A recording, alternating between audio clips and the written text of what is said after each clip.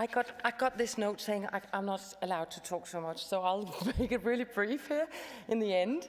Please, everybody, be seated.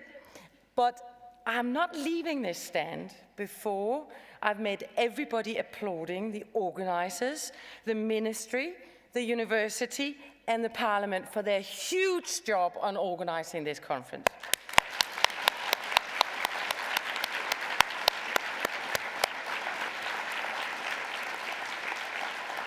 So, for the closing remarks, I would like to invite Audur Styrkasdottir, who is head of the Alingis Committee on the Centenary of Women's Suffrage. Please, the floor is yours for the closing remarks. Thank you very much.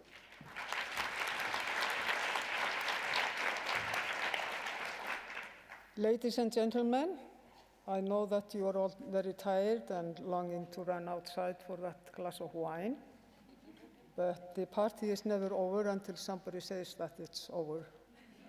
And that's my role here today, but I will be very brief. On behalf of the Committee for the Celebration of the Centenary of Women's Suffrage in Iceland, I thank you all for your contribution to this conference today and yesterday, both those who had an input and also those many who attended. And I have to say I was amazed by the number of people who attended this conference. It was beyond all our wildest dreams. I hope that you have enjoyed these 2 days as much as I have.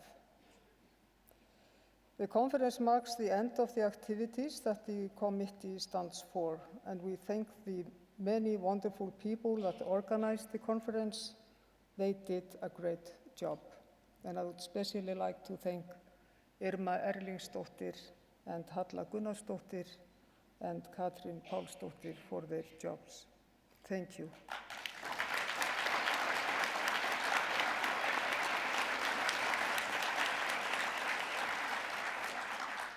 I personally thank the other members of the committee for their dedicated work during the last 2 years and the friendship that I have enjoyed with them, and I shall miss our meetings.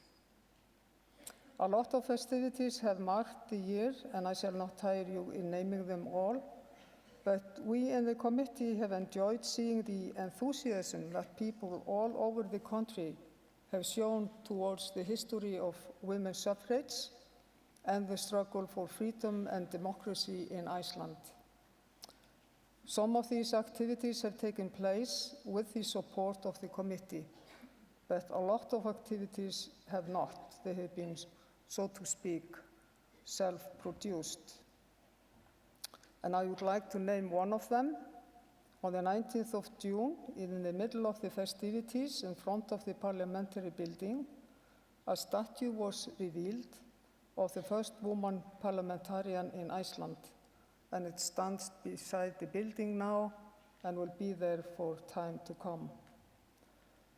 This statue is also the first statue of a woman with a name that beautifies our town. There are statues of women in the town, but this is the first statue of a woman with a name, which is remarkable. The lessons that I take away from this conference are many, and one of them is the grim realization that the fight for human rights and freedom has been a struggle from the beginning, and it is still a struggle for many people in the world. Another lesson is how fragile freedom and democracy really are. They can be taken away with a stroke of the pen. We have to guard it carefully and constantly, really as a small baby, all the time. We have a lot to thank our foremothers who began this battle and those who have followed in their footsteps. They are the giants upon whose shoulders we stand, as Madame Pomsile, I hope I say that right. I struggle with that name, but I am sure that she struggles with mine. She said yesterday, mentioned the giants, whom we are very thankful for. But she also pointed out that what has carried us this far is only a handful of dedicated individuals. We are not that many. But I have the strong feeling that in this room, we have the majority of dedicated individuals in Iceland. And I say this to you, you are needed. So let's get out there and rock the world. Thank you.